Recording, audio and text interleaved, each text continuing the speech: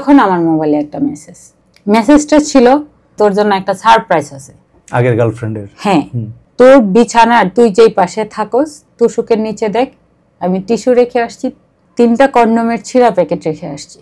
উঠে গিয়ে তুষুকটা উল্টায় দেখি ঠিকই ওরা যে রয়েছে এই ময়লার টিস্যুরগুলা ওইখানে, যে 3টা প্যাকেটের কথা বলছে 3টাও ওইখানে, যেগুলো ব্যবহার করেছে। হ্যাঁ, আমি একটা এনজিওতে আছি অ্যাকাউন্টসে। MBA কমপ্লিট করছি ঢাকা সিটি কলেজ। আমি যখন 2nd সেমিস্টার BPএর, তখন আমার একটা ফ্রেন্ড, তার সাথে দেখা করতে চাই ঢাকা ভার্সিটিতে। পরে ওর আবার একটা কমন ফ্রেন্ড ছিল, ওরও ক্লাসমেট, সেই ছেলেটার ভালো লাগছে আমাকে। ভালো লাগার পরে আমার ওই ফ্রেন্ডের কাছ থেকে সে নাম্বার নিয়ে গেছে। নাম্বার নেওয়ার পরে মাঝে মাঝে ফোন টোন দিত। তো কথা বলতে বলতে একটা সময় দুইজনকে ভালো লাগা, তো ওই জায়গা থেকেই দেখা করার একটা ডেট করা হয়েছিল। তো চন্দ্রিমা উদ্যানে যাওয়ার পরে আমাদের দেখা হয়েছে, ওইখানেই আমাদের প্রেমের স্টার্টিংটা লাইফের। তারপর কি ওইখান থেকে চলছিলাম, খুব ভালো স্মুথলি একটা সম্পর্ক চলছিল। পরে 2 ফ্যামিলি মোটামুটি জানাজানি হয়েছে। জানাজানি হওয়ার পরে 2 ফ্যামিলি মেনে নিছে। পরে আমি জানতে পারি ওর একটা অ্যাফেয়ার ছিল, ইভেন সেটা ওর ক্লাসমেট। মেয়েটা ফোন দিল, কান্নাকাটি করলো, অনেক অবস্থা খারাপ। 2 বছর 3 বছর ওদের সম্পর্ক। তো আমি ওরে জিজ্ঞেস করলাম, কি ব্যাপার, তুমি এটা আমার কাছে হাইড করলা কেন? বলতেছে যে এটা ছিল, ও এরকম মানে যেটা অ্যাজ ইউজুয়াল হয়, ভালো না, বা ওর সাথে সিনক্রেট হয়েছে, মিলতেছে না, ভুল হয়েছে, মাফ করে দাও, আর হবে না এরকম, আমি তোমাকেই লাভ করি, তোমাকেই চাই। এখন একটা সময় মনে হইলো যে না, ও তো ওর জায়গা থেকে ঠিক আছে, ও তো ওই ইয়েটা ছেড়ে দিছে, তাইলে আমি দেখি সামনে আগাই। আবার ইনভলভ হইলাম। তো ও কিছু হইলেই আমার বাবাকে কল দিত, আমিও কিছু হইলে ওর বাবাকে কল দিতাম। এখানে এই ঝগড়াঝাটির মধ্যে যাচ্ছে, আবার সম্পর্কও কন্টিনিউ। আমার 2 ভাই তখন বিদেশে থাকে, পড়াশোনার খরচ ওরাই চালাইতো, আমাকে কখনো একটা টিউশনিও করতে দেয় নাই আমার ভাইয়ারা পড়াশোনার পিছনে। একটা বোন আমি। ইভেন ওর পড়াশোনার খরচটাও আমি দিতাম। ওরে গিফট করা, প্যান্ট শার্ট গেঞ্জি, যখন যেটা ভাল লাগতো এভাবে। আমাদের রিলেশনশিপ লাইফে কখনো ও আমাদের কোনো কিছু খাওয়ার পিছনে খরচ করতে পারে নাই, বা রিক্সা ভাড়া যাওয়ার খরচটা তার কাছে থাকতো না। তখনও আমি টাকা দিছি। যাই হোক, ওর জানুয়ারি ফেব্রুয়ারির দিকে জব হইলো। পরে যখন সে জবে যায় সিলেটে, তো যাওয়ার সময়, সে সিলেটে যাওয়ার সময় 3000 টাকা ওকে ক্যাশ দিছি। তারপরও এই টাকাটা দেওয়ার পরে ও সিলেটে গেল। ভালো, সিলেটে যাওয়ার পরে সে তখন আবার বিয়ের কথা বলার পরে আমি বললাম যে তুমি যদি 2 ফ্যামিলিকে মেনটেন করতে পারো তাইলে হবে, আদারওয়াইজ হবে না। ও 2 ফ্যামিলিকে এনে হাও ম্যানেজ করছে, বিয়ের কথাবার্তা চলতেছে, এর মধ্যে সে 2 ফ্যামিলিকে ম্যানেজ করছে। ও বলতেছে তোমার ফ্যামিলি যেহেতু প্রথম ইয়ে করছে, তোমার ফ্যামিলিকে বলো গিয়ে আগে আমার এলাকায় দেখে আসতে। গেছে, গিয়ে দেখে আসছে। আব্বা দেখে এসে বলছে যে আমাদের নরসিংদীর ভাষায় তো জি, মানে মেয়েকে জি বলে সম্বোধন করে। আচ্ছা, বলতেছে জি গো, আমি তো দেখে আসছি, আমার কাছে কেন জানি মনে হয়েছে তুই এখানে ভালো থাকবি না। রেপুটেশন ভালো, বাট পারিবারিক ব্যাকগ্রাউন্ডের দিক থেকে ভালো না, আর্থিক অবস্থা এইসব। হ্যাঁ। তো আমি বললাম যে আব্বা, ও যেহেতু জব করে, একটা সম্পর্ক যেহেতু হয়েছে, দেখি আগাই যা আছে। পরে ওর ফ্যামিলি গেছে অক্টোবরের 27 তারিখ, দেখতে আসছে।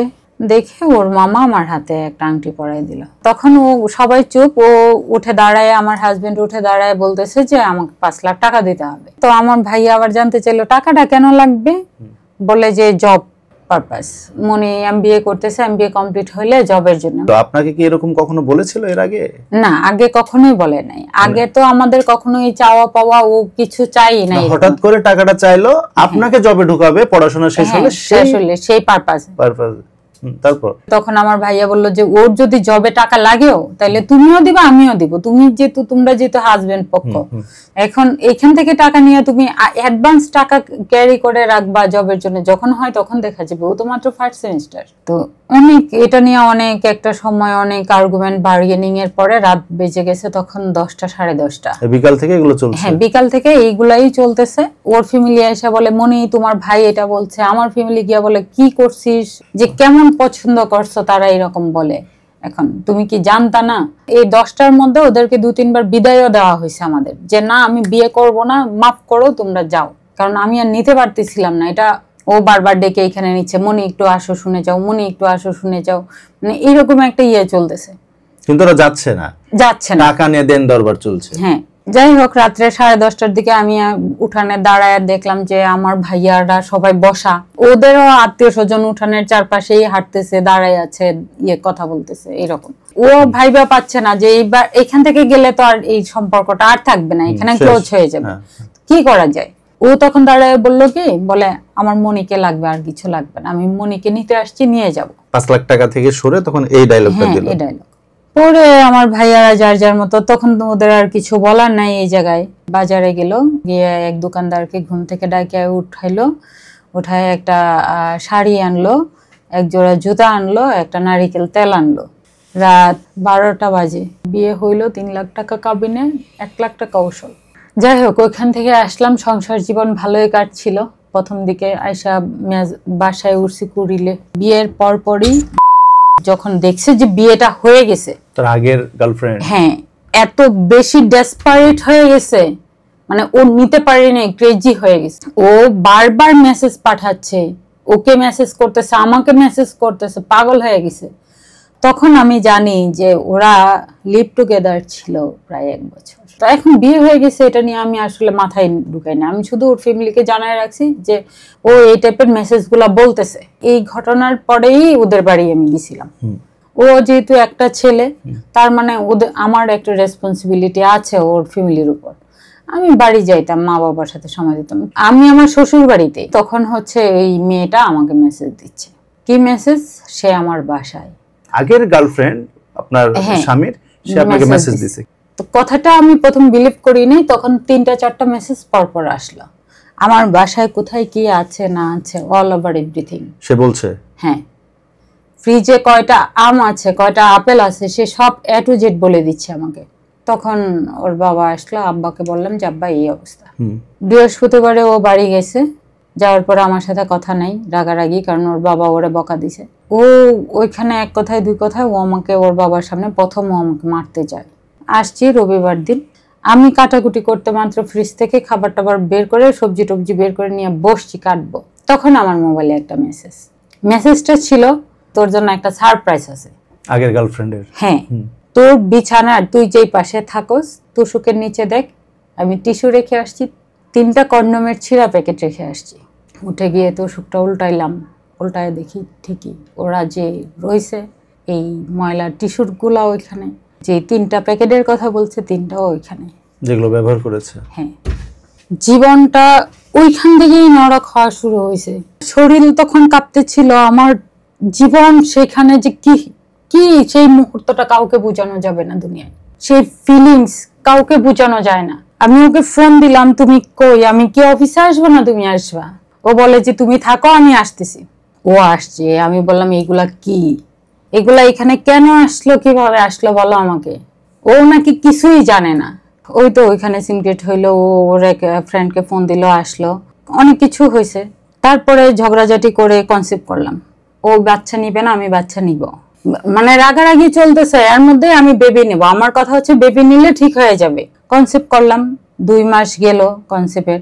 আমার বিয়ের পরে, আমার বিয়ের 6 মাস আগে ওর ছোট বোনটা, মেজু ননদ আমার, ওর বিয়ে হয়েছে। তো ওর হাজবেন্ড ওরে খুব টর্চার করছিল একটা মোটরসাইকেলের জন্য। তো ও আবার সুদের উপর টাকা নিয়েছে 2 লাখ, নিয়ে বোন জামাইকে মোটরসাইকেল কিনে দিছে। 4 মাস পরেই সে আমাকে বলতেছে তোমার বাড়ি থেকে টাকা আনো 2 লাখ। কেন, কি পারপাস? ওই 2 লাখ টাকা শোধ দিবে সে। আমি আমার ফ্যামিলি থেকে টাকা আনলি, তোমার জন্য আনবো, তুমি বাইক কিনো, তুমি একটা জায়গা কিনো, একটা ব্যবসা করো, তুমি ফার্নিচার করো, কিন্তু তোমার ছোট বোনের যৌতুকের টাকার ঋণ শোধ করার জন্য আমি আমার ফ্যামিলি থেকে টাকা এনে দিব না। মূলত ওর সাথে আর্গুমেন্টটা আমার এখান থেকে শুরু। আমি বসে আছি এমন করে, ওর পায়ের কাছে ও শুয়ে আছে। আমার ভাইয়ের বউর সাথেই কথা বলতেছিলাম, ও বিচার দিতেছিল। তো আমি বলতেছিলাম তুমি মিথ্যা কথা কেন বলতেছো? তো ও 2টা-3টা লাথি দিছে পা ছড়াই। 3 নম্বর লাথিটা যখন দিছে, আমি যখন পা টান দিয়ে এমন হয়েছে, গিয়ে একদম পেটে লাগছে। আমি তখন কিছু টের পাইনি। আমি 10 মিনিট পরে রান্নাঘরে গেছি, গিয়ে দেখি মোর সমানে ব্লিডিং হচ্ছে। 8 দিনে গেলাম, ভর্তি হইলাম, বাবুর হার্টবিট বন্ধ। আমার বোন আমাকে 15 দিন হসপিটালে রাখছে, শুধু বেবিটা রিকভার করে কিনা দেখার জন্য। 15 দিন ও ওর জীবনের সর্বোচ্চ কাটছে। আমি 12 নম্বর বেডে ছিলাম, আমার পুরো ওয়ার্ডে সবাই বলতো যে 12 নম্বর বেডের রোগীর হাজবেন্ড যখন বেরোয় তখন এদিকে কাঁদে, ওর জীবনের সর্বোচ্চ কাঁদা কাটছে তখন। কিন্তু আমার জীবনের তো যাওয়ার গেছে, আমি মাতৃত্ব ফিল করছিলাম, আমার মধ্যে সব চেঞ্জ চলে আসছে, বডি টেক্সচার। আমি প্রতি রাত্রি বাবুর সাথে কথা বলে বলে ঘুমাইতাম।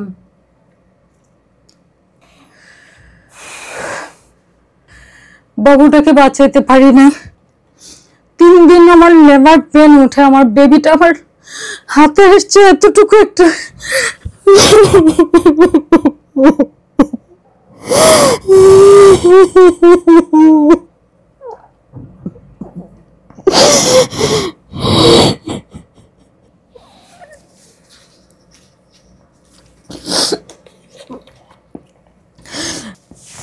ওইখান থেকে বেবিটা হওয়ার পরে ও আমাকে হঠাৎ করে একদিন বলতেছে, মনি তুমি আর তো মন টন খারাপ, আমার ভাইয়ার বাসা মোহাম্মদপুরে, বলতেছে তুমি একটু মোহাম্মদপুরে যাও, ভাইয়ার বাসা থেকে আসো, ভাল লাগবে। ভাইয়ার বাসায় গেলাম, সেই গাড়িতে উঠাই দিল ফার্ম গেট থেকে আমাকে। আমি 1 সিট কাপড় নিয়ে আসছি, 2 দিন পরে আসছি, এসে দেখি ঘরে তালা, নতুন তালা। ওরে ফোন দিলাম, নতুন তালা কেন? বলে তুমি আর আসার দরকার নাই। ও মা, ওই দিন ওর বাবাকে ফোন দিলাম, বলে তুমি তো বাসা থেকে কাপড় চোপড় জিনিসপত্র নিয়ে বের হয়ে চলে গেছে, এখন আবার আমার ছেলের কাছে কেন আসছো? মানে এটা কিভাবে পসিবল? আপনার ছেলে আমাকে গাড়িতে উঠাই দিল, আমি 1 সিট কাপড় নিয়ে গেলাম, তো জায়গা দিল না। যাই হোক, অনেক কিছু হয়েছে, অনেক চিল্লাপাল্লা করছি, বাসায় উঠতে দেয় নাই, অনেক সিনক্রেট গেছে এর মধ্যে ছোটখাটো। আমি বাড়ি চলে গেলাম। আবার বাড়ি যাওয়ার পরে এখন কি শেষ পর্যন্ত ডিভোর্স হয়েছে? হ্যাঁ, দুইজনের মিউচুয়াল ডিভোর্স। কাবিনের টাকা পরিশোধ করেছিল? হ্যাঁ, কাবিনে টাকা দিয়েছিল 2 লাখ। আচ্ছা, 2017 সালে আপনার ডিভোর্স হয়? হ্যাঁ। আপনার যে স্বামী যিনি ছিলেন তার সাথে আর তো ফার্দার কোনো যোগাযোগ করার চেষ্টা করেন না? হ্যাঁ, যোগাযোগ হয়েছিল আমার তার সাথে, লাস্ট 1-2 বছর আগে যোগাযোগটা বন্ধ হয়েছে। তার সাথে আমার কমিউনিকেশন হয়তো কম বেশি, মানে সেই ফোন দিত। আপনার কখন আবার মনে হয়েছে নাকি আবার ফেরত যাবে? না, সে যখন সেকেন্ড ম্যারি করছে, সেকেন্ড ওয়াইফটা চলে যাওয়ার পরে তিনি আবার বিয়ে করেছিলেন? হ্যাঁ, সেকেন্ড ম্যারি করছিল, সেই ওয়াইফটা যখন চলে গেছে তারপরে সে আবার আমার কাছে ব্যাক করতে চাইছিল। তখনও আমি জব করি কেরানীগঞ্জে, সে তখন গেছিল ওইখানে আমার এখানে, তো আমি বলছি ইটস নট পসিবল, আমার ধারা এটা কখনোই সম্ভব না। এখন কেমন আছেন? আমি অনেকটা যে ঘুনে খাওয়া কাঠের মতো, ভিতরে সবকিছুই চূর্ণ বিচূর্ণ, উপরে ফিটফাট, পুরাটাই এরকম। আপনার জন্য অনেক শুভকামনা, আপনি নতুন জীবন শুরু করেন, আমরা দোয়া করি।